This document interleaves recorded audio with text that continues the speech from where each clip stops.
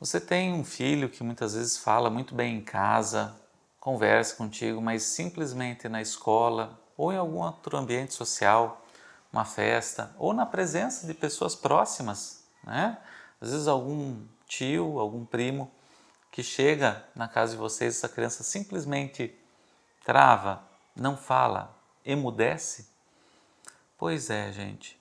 Tem muitas crianças que têm um quadro que a gente chama de mutismo seletivo e que elas já estão muito bem na parte da comunicação, da fala, mas elas têm realmente uma trava, um comportamento de bloqueio na situação de conversar com outras pessoas ou em ambientes muitas vezes diferentes do seu ambiente ou da escola ou de casa, principalmente aqueles ambientes que são os mais íntimos, que a criança geralmente conversa bem com as outras pessoas, mas em várias outras situações ela simplesmente se cala e não consegue falar uma palavra.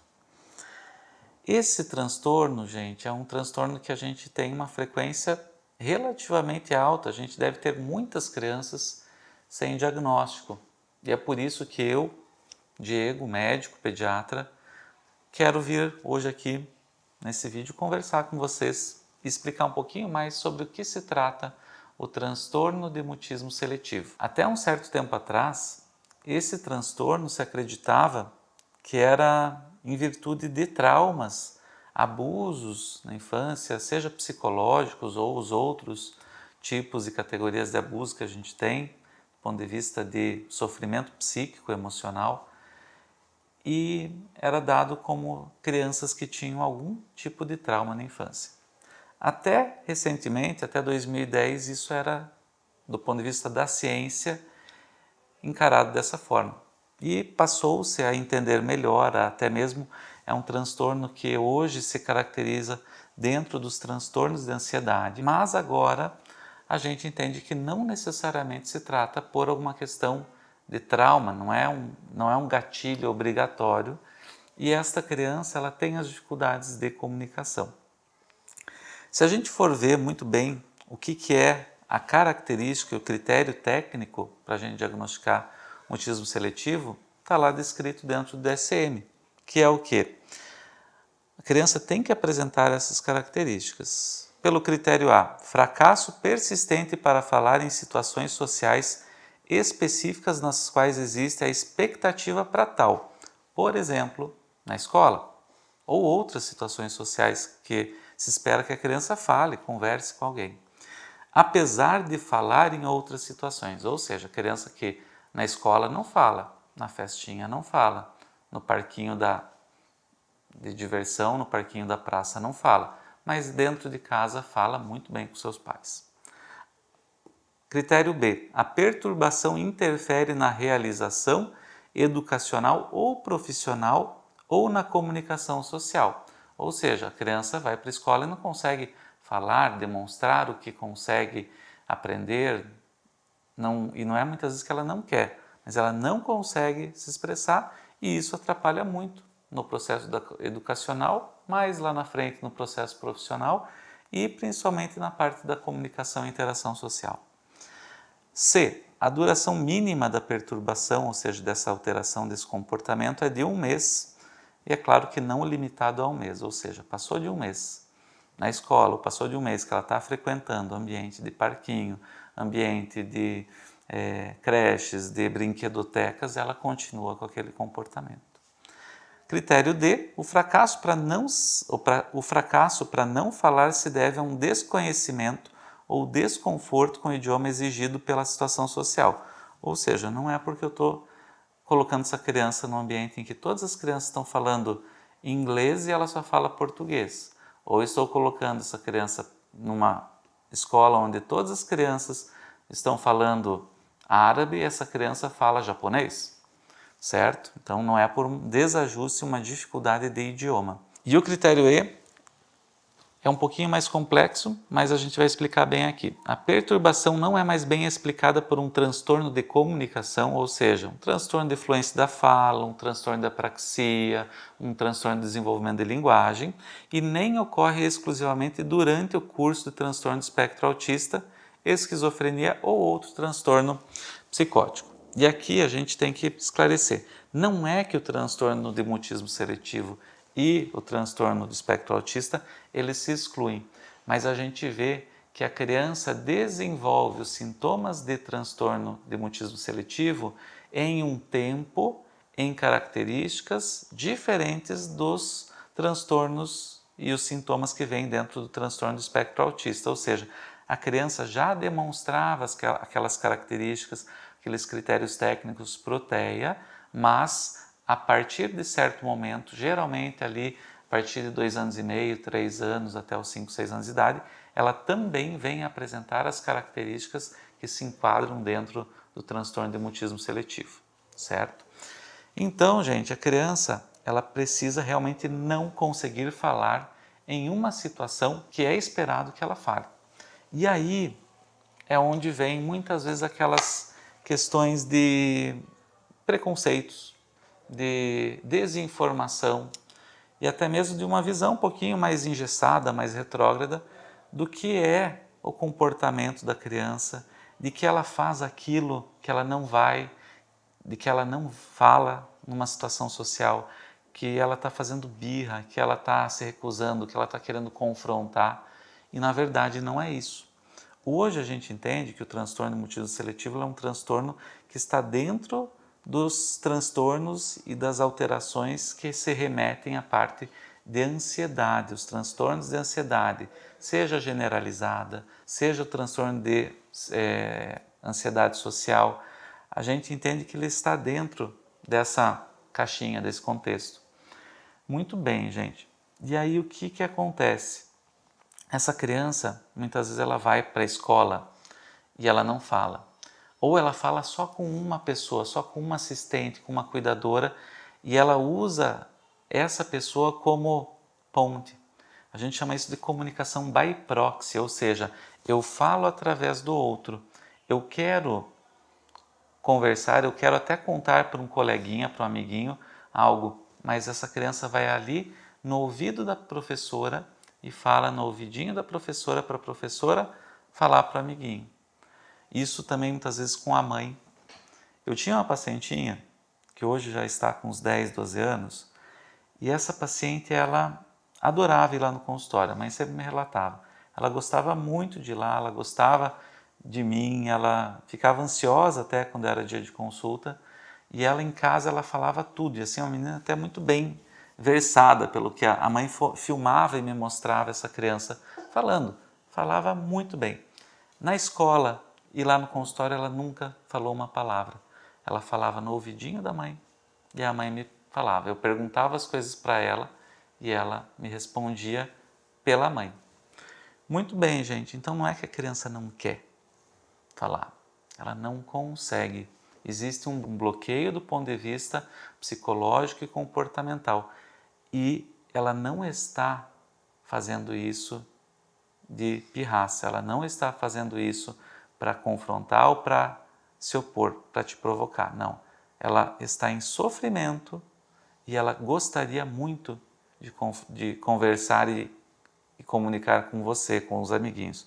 O problema é, ela vai percebendo isso, ela vai percebendo esse desajuste, ela vai percebendo essa lacuna, esse hiato que tem entre ela e as outras crianças.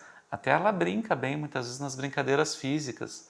Se ela vai para uma pecinha de teatro da escola, ela vai querer fazer e vai estar ansiosa muitas vezes, ela quer participar, mas ela vai escolher muitas vezes aquele papel que não precisa falar, só aqueles papéis não verbais.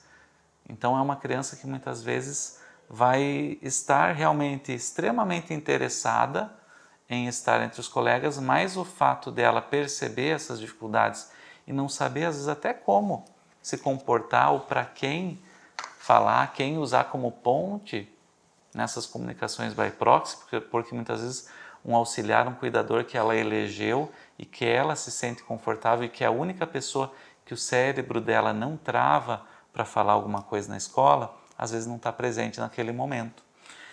E isso é uma das coisas que a gente tem que realmente acolher. Se a escola não acolhe e muitas vezes faz críticas às professoras começam até mesmo a tecer comentários negativos. Os colegas começam muitas vezes a tecer os comentários negativos, praticar bullying. Já é um transtorno de ansiedade, está na base. O mecanismo neurofisiológico é de um transtorno de ansiedade. Essa criança vai ficar cada vez mais ansiosa. E aí a gente tem que entender que o ambiente tem que ser extremamente acolhedor, mas eu preciso dar um diagnóstico para essa criança.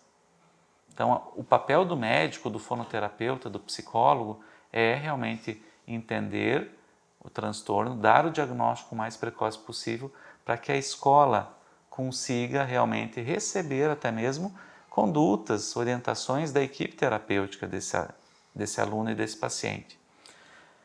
E aí a gente tem que partir para a parte de terapias. Então eu entendo o transtorno, eu entendo que a criança tem uma dificuldade, eu entendo que a escola e a família e os amigos, o ambiente social vai ser orientado, instruído, esclarecido, não deve ser guardado um diagnóstico escondido. Muito pelo contrário, se a gente explica para as pessoas, para a população, para a comunidade o que é esse transtorno, as pessoas começam a realmente estar mais abertas e mais aptas para acolher essa criança. E a gente, depois que fez o processo diagnóstico e fez o processo de intervenção e de orientação dos agentes ali envolvidos, eu vou também entender que essa criança precisa de intervenção e de terapias. E quais são essas terapias geralmente? Muitas vezes a gente vai trabalhar em conjunto com uma psicoterapeuta em terapia cognitivo-comportamental, geralmente. A gente vai fazer um trabalho, muitas vezes, de uma terapia e psicoterapia parental e familiar, para a família aprender a se comportar e a estar preparada e ter recursos e ferramentas para abordar o comportamento dessa criança e apoiar essa criança nos momentos de dificuldade. Eu posso trabalhar com uma boa fonoterapeuta que trabalha com mutismo seletivo e nas dificuldades a gente vai trabalhar muitas vezes o que a gente chama de comunicação alternativa e aumentativa. Porque muitas vezes essa criança vai conseguir até certo ponto, mas tem situações em que ela vai simplesmente travar e é um processo. Muitas vezes a criança vai anos para reduzir essas limitações, essas barreiras e conseguir se comunicar com fluência, com clareza e com consistência nos ambientes que ela está ali frequentando e vivendo. E as ferramentas de comunicação alternativa aumentativa, tem várias. Hoje os psicoterapeutas, fonoterapeutas têm muito mais domínio do que há 10, 15 anos atrás. E aí a gente tem os métodos de baixa tecnologia, as ferramentas até mesmo de pranchas visuais, de trocas de cards, de figurinhas. Tem um que é muito famoso, que é o PEX, que ele é uma troca de figuras e gravuras e tem maneiras cada vez mais complexas de explorar ele. Tem os tablets que a gente configura com aplicativos, por exemplo, Prompt, por exemplo, o TD Snap, o Core Words. Tem vários hoje já métodos e eventualmente a gente pode trabalhar até com linguagem de sinais. No Brasil, linguagem de Libras. Então a gente vai dar voz para essa criança mesmo que ela não fale. Mais importante é a gente conseguir fazer com que ela comunique.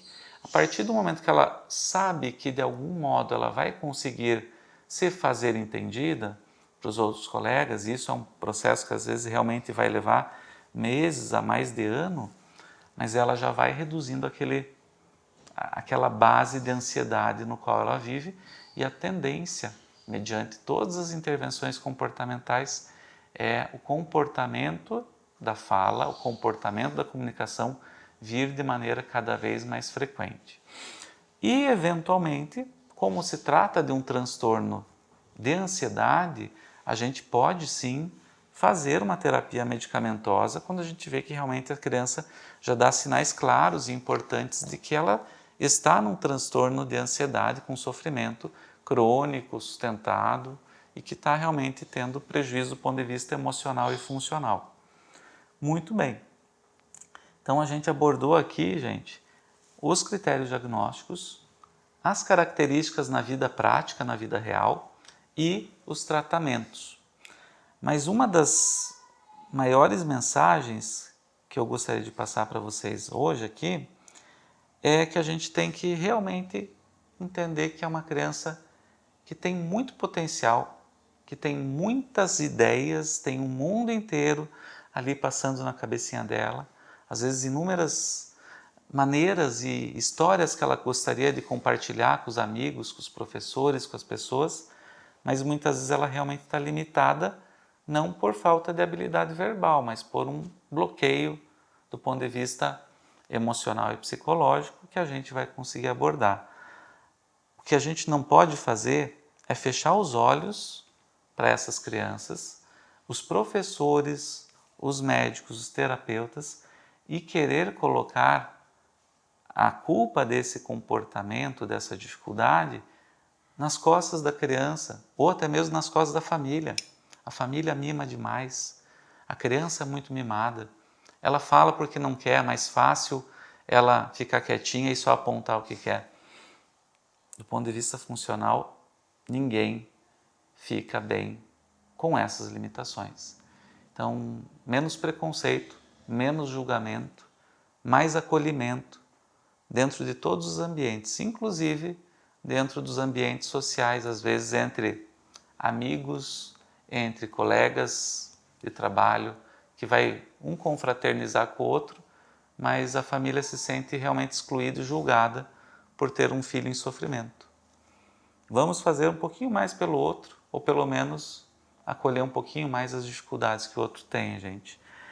Se você tem alguma dúvida, se você tem algum questionamento, se você até mesmo tem um caso para compartilhar e quer que a gente discuta aqui, deixa aqui nos comentários, a gente vai abrir espaço, a gente pode eventualmente também abrir um espaço de tirar dúvidas sobre os quadros, mas acima de tudo, se você reconhecer isso em alguém da tua família ou que seja da tua escola, do teu círculo social, ajude, compartilhe esse vídeo com essa família, porque a gente tem muito a dar para essa criança e ela com certeza vai ter muitas histórias e muita vida para compartilhar com vocês, se a gente der a terapia certa, o recurso certo e principalmente o acolhimento que ela merece.